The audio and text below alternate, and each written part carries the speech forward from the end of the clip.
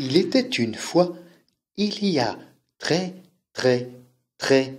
peu de temps, une planète rouge appelée Pérastine. Sur la planète Pérastine, on aime faire du sport, surtout la pétanque, qui se joue avec des boules carrées.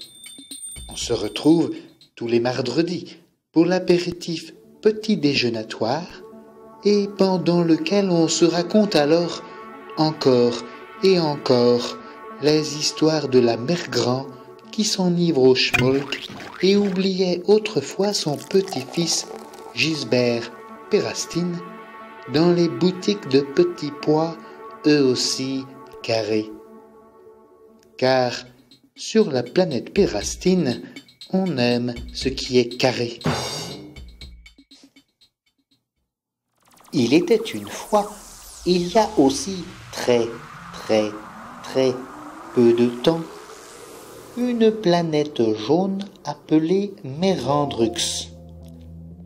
Sur la planète Mérandrux, on aime tricoter le crin de crapaud, manger des légumes bio en boîte, regarder Julien le Percher le soir dans la boîte à images qui bouge, et se dire qu'il aurait sûrement été un bon père pour Gisette Mérandrux, qui n'a pas connu le sien de père, pressé qu'il était de repartir découvrir un tas d'autres planètes et succomber au chant des sirènes. Gisette aime cependant se raconter qu'il est un grand aventurier, tel Ulysse, mais un Ulysse un peu dématé. Car sur la planète Mérandrux, on aime jouer avec les mots, et les mots, pour mieux les digérer. Un jour, Gisbert Pérastine et Gisette Mérandrux ont décidé de quitter leur planète pour découvrir le monde, ses intrigues et ses affres. Quand ils se croisèrent, alors qu'ils prenaient chacun un bol plein de vide, autrement appelé un bol d'air, dans un parc aussi vert que l'espoir dans leur chair, ce fut le coup de foudre. Gisbert se dévoilant, n'en pouvant plus de faire découvrir sa passion pour la pétanque. « Il faut que je vous montre mes boules, je suis un fin tireur. » Et Gisette se racontant. « Ah, mon père, ce héros !» Entonnant le chant des sirènes pour lequel son demi-dieu avait pris d'autres chemins. Piou, piou, piou, piou, piou, piou, piou, piou. Et de crin en crochet, ou comme on dirait par chez nous, de fil en aiguille, ils se retrouvèrent à débattre des lois de la pesanteur chez Gisbert, sous des draps, juste avant les dits débats, pliés au carré. Car, chez les Pérastines, on aime ce qui est carré. Quelques mois plus tard, après un cri de délivrance, suivi de cris de joie, naquit Grumeau Pérastine Mérandrux. Quel bonheur de faire découvrir à leur petit Grumeau le lancer franc de boules carrées, le crocheté souple du crin de crapaud et les histoires familiales remâchées tous les mardredis. Pourtant, vint un jour qui suivait tout juste une nuit, et quand ils en reparlèrent ensuite plus précisément, il s'agissait du lendemain d'une veille. Bien qu'ils n'étaient pas tout à fait d'accord non plus sur ce point, vint donc le jour où les mots échangés entre Gisbert et Gisette se tannèrent. « Tu m'enquiquines avec ta boîte à images, tes boîtes bio, tes considérations méta-artistiques sur la couleur verte du crapaud blanc d'Henri IV et demi. » Il est vrai que chez les Pérastines, on aime ce qui est carré. Tu crois que je ne vois rien quand tu pars jouer avec tes boules? Tu es comme tous les hommes, tiens. Dès que les sirènes chantent, Le père prend la mer. Il est vrai que chez les Mérandrux, on aime jouer avec les mots et aussi les mots pour mieux les digérer. Et ces apéros petit déjeunatoires tous les mardredis chez ta mère, qui a appris le dosage du schmlouk avec sa propre mère? Et patati, et patata. Et toi, t'es pas contente d'en profiter du mardi pour raconter les voyages de ton père dont t'as jamais reçu la moindre carte mail postale Skype? Et patati, et patata. Ce qu'ils eurent aimé sur la planète de leur autre moitié leur devint entièrement insupportable. Et ce qui arriva, arriva. Gisbert et Gisette se séparèrent. Pauvre Grumeau! La colère de ses parents était telle qu'il ne parvenait plus à s'adresser le moindre mot, et Gisette de geindre auprès de son fils. T'as vu ton père? Il n'en a rien à faire de tes affaires. Et Gisbert d'analyser. Regarde ta maman, elle n'a rien là-dedans, que du vent. Et Grumeau de grandir entre ses deux parents qu'il ne reconnaissait plus. Plus passait le temps, plus Grumeau inquiétait son environnement. À l'école notamment, on s'aperçut que Grumeau avait des tendances à l'agglutinement. Ce qui ne voulait rien dire, mais c'était d'autant plus inquiétant. Un symptôme qui en apparence peut ne vouloir rien signifier, a au fond la fonction béquille fondamentale de contenir une souffrance, un traumatisme. De manière bivalente, d'une part il recouvre et d'autre part il révèle la blessure d'un enfant. Ce dernier est souvent le réceptacle des tensions relationnelles entre ces deux figures d'identification originelle que sont ses deux parents. Nous pouvons dans ce cas parler d'enfants symptômes du groupe d'appartenance familiale. Ce symptôme, en fait, est allégué, montré de manière ostensible dans des espaces sociaux extérieurs, tels que le quartier et surtout l'école. Ainsi, l'enfant convoque une altérité extérieure à sa structure familiale. Les conflits à partir desquels les parents peuvent se désigner, au point de se récuser mutuellement, résultent souvent d'une contamination, d'un conflit conjugal qui persiste et qui révèle une séparation qui, dans le fond, n'est pas effective, n'est-ce pas? Aussi, la famille fut-elle convoquée devant le juge des enfants qui interpellait les adultes. Monsieur Perrastine, Madame Mérandrux, vous êtes d'accord de constater qu'il n'est pas normal que votre grumeau s'agglutine ainsi? Et Gisette de justifier. C'est de la faute de son père à lui faire bouffer des petits pois carrés. Jamais vous pourrez changer ça. Et Gisbert de rajouter. Vous voulez, madame le juge, que je vous parle de sa mère, qui lui ingurgite du Julien le Perché à longueur de journée? Ce sera toujours comme ça. Et le juge de conclure. Monsieur Perrastine, Madame Mérandrux, je crois que vous avez besoin d'un petit coup de main. C'est pourquoi je mets sur la rampe de lancement le satellite Demo. Vous allez ainsi rencontrer un super éducateur. La bande de super rigolos du satellite Demo reçut donc l'ordre de mission du juge des enfants. Ainsi, un super éducateur intervint et rencontra chaque membre de la famille de Grumeau. Il fit connaissance, se rendit sur la planète Perrastine et sur la planète Mérandrux. Il ne comprenait pas tout. Certaines choses lui paraissaient même super étranges. Jamais il n'avait vu des boules carrées ou encore des gilets tricotés en crin de crapaud. Il faut dire qu'ils ne venaient pas de la même planète.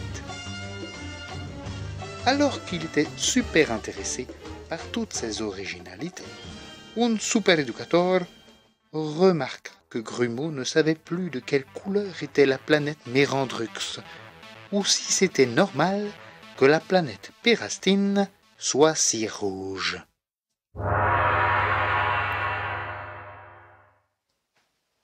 Lorsqu'un intervenant social est missionné, pour tenter de résoudre la problématique qui lui est présentée, le préalable consiste en une distanciation de ses propres schémas, de ses propres références.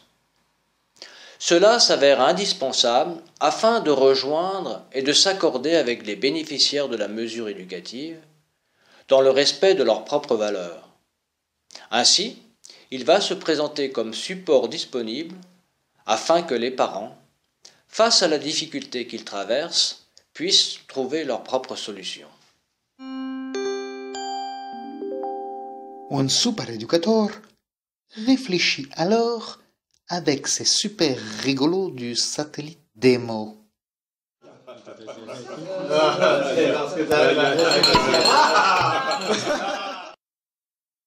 Ils décidèrent de proposer à la famille Pérastine-Mérandrux un « pousse-toi de là où tu n'es pas », autrement appelé par chez nous un travail parental. Pour cela, le SPI allait intervenir avec un super-éducateur. Le SPI est une grande voile légère et creuse dans laquelle s'engouffrent les vents portants. On l'appelle par chez nous le spicologue. Un super-éducateur et le SPI rencontrèrent ensemble M. Pérastine. Ils revisitèrent la planète rouge, remarquèrent avec Gisbert que tout devait être carré sur cette planète pourtant si ronde, et que c'était comme ça qu'elle tournait mieux. Pourtant, Gisbert se souvint qu'il était ébaudi quand on déboulait les boîtes bombées de légumes bio de Gisette. Eh oui, cela pouvait rouler, même si ce n'était pas carré, s'était-il exclamé, en se remémorant leurs premières années. Et ce souvenir l'émut particulièrement, car oui, il avait aimé la rondeur, alors que sur la planète Pérastine, on aime plutôt ce qui est carré. Et le SPI a sorti de sa musette une paire de questions pour bradasser tout ça dans la tête de Gisbert, qui, fallait-il le rappeler, était aussi un père. Traiter la problématique conjugale qui perdure est souvent le préalable au travail de coopération avec les parents. Et, afin de se relier à chacun d'eux, une rencontre individuelle aura lieu, avec la proposition de visiter la question parentale autour de 4 éléments de réflexion. À savoir, d'abord, 2 questionnements qui concernent la relation binaire à l'enfant. Dans l'idéal, à partir de vos diverses références personnelles, comment souhaiteriez-vous habiter votre fonction parentale, qu'elle soit maternelle ou paternelle? Dans l'idéal, comment l'autre partenaire parental devrait-il, selon vous, investir sa fonction dans le lien à votre enfant? Et puis ensuite, 2 questions qui ouvrent la relation triangulaire. Dans l'idéal, en quoi un père peut-il aider une mère à s'approprier au mieux sa fonction maternelle? Et toujours dans l'idéal, selon vous, comment une mère peut-elle aider un père à remplir au mieux sa fonction dans l'intérêt de votre enfant? Et enfin, une 5e interrogation en fonction du constat que vous faites aujourd'hui, quelle amélioration souhaiteriez-vous? Cette dernière réflexion les invite à se mettre en perspective. Un super-éducateur et le SPI rencontrèrent aussi ensemble Madame Mérandrux. Ils se promenèrent avec elle sur la planète jaune. Gisette leur conta l'histoire homérique avec des grands H de son père, ce héros avec un grand H aussi. Et regardant d'un autre œil le merveilleux récit légendaire, elle se surprit à décrire avec entrain le plaisir qu'elle a eu à partager les plaisanteries, les rires arrosés de schmoll et autres ripailles, les mardredis chez les Pérastines. Et puis elle conclut, c'est vrai qu'à un moment, j'en ai eu marre de trinquer. Car chez les Mirandrux, on aime jouer avec les mots. Et les mots, pour mieux les digérer. Les deux parents profitent de ces premières rencontres pour regarder leur propre planète en élargissant, en complexifiant leur champ de vision. Il s'agit de faire un pas de côté pour donner du relief, mettre une focale sur ce qu'ils traversent. Cela nous apparaît nécessaire pour que chacun d'eux se distancie de leur propre perception, car, comme le mentionne le proverbe chinois, tu ne peux voir ton nez car il est trop près de tes yeux. Alors, un super-éducateur et le SPI invitèrent Gisbert et Gisette à se retrouver ensemble sur le satellite Demo. Ils avaient tant de choses à se dire autrement, car un super-éducateur rappelait que le grumeau était orange, et que s'il était orange, ce n'était pas parce qu'il avait poussé dans un arbre, mais bien parce que deux êtres, l'un venant d'une planète rouge et l'autre d'une planète jaune, avaient mélangé leurs couleurs. Comment Grumeau pouvait-il se voir orange si les couleurs d'origine avaient perdu tout leur éclat? Le SPI n'a pas dit les choses tout à fait comme ça. Ils se sont taquinés, les rigolos du satellite Demo. Ils se sont renvoyés leur paire de lunettes comme on se renvoie une balle en doublette. La co-intervention trouve son intérêt dans la complémentarité des positions des deux intervenants. L'un, l'éducateur de référence, s'attache à l'intérêt particulier de chaque parent à l'endroit de l'enfant. L'autre, le psychologue, soutient plus particulièrement la compétence réciproque des deux parents, la structure parentale en quelque sorte. Par analogie avec les deux fonctions parentales, l'articulation de ces deux positions a pour objectif d'échafauder progressivement une parentalité susceptible d'édifier une autorité parentale conjointe.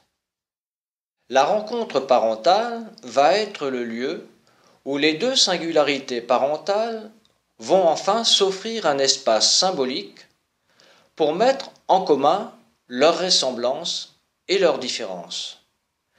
Nous sommes ainsi au cœur d'un débat contradictoire qui met en surplomb les croyances familiales de chaque parent. Cela favorise une articulation de leur point de vue et en conséquence l'accès à une dimension ternaire. C'est cette compétence qui va, sur fond de compromis, favoriser des prises de décision communes nécessaires à l'intérêt de leur enfant. Dès lors, les reproches de désignation à l'endroit de l'autre parent se métamorphosent en recommandations à saisir pour que chacun arbore une bonne distanciation de son lien à l'enfant. N'oublions pas que c'est lui le bénéficiaire de la mesure éducative. Ainsi, chacun des parents se présente comme tiers dans la relation de l'autre parent à l'enfant. C'est l'appréciation de cette articulation relationnelle qui favorise une distanciation affective vertueuse. Bien sûr, ces discussions avaient été difficiles. On a juré, chouiné, maudit, banni et coupé les cheveux en 4 épingles. Mais Gisbert et Gisette se sont reconnus. Ils étaient heureux de retrouver leur couleur dans le regard de l'autre. Avec un super-éducateur et le SPI, ils ont raconté à Grumeau toute cette histoire revisitée et non remâchée. Gisbert et Gisette ont montré à leur fils qu'ils se parlaient de nouveau parce qu'ils s'étaient souvenus que le rouge et le jaune étaient ces deux couleurs primaires. Enfin, ce processus de travail en coopération avec les parents va se clore par une ou plusieurs rencontres familiales, donc en présence de l'enfant, afin que ces deux parents lui transmettent une histoire commune dont il est l'héritier.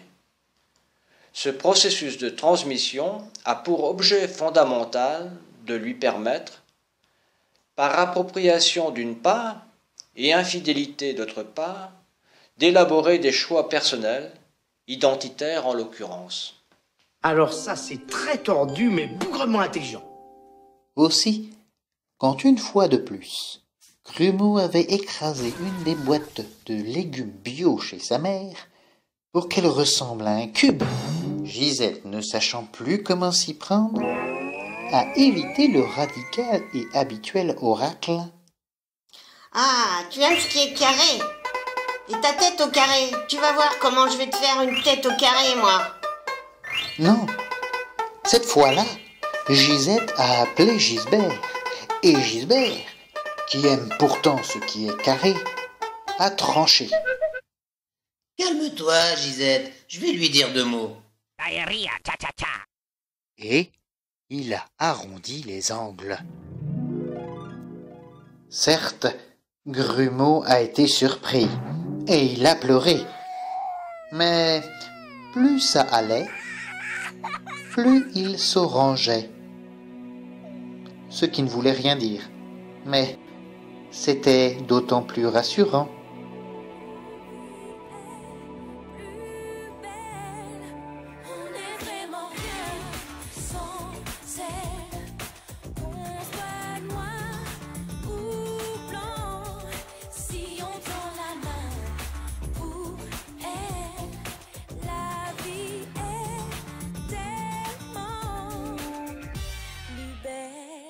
C'est cela, oui.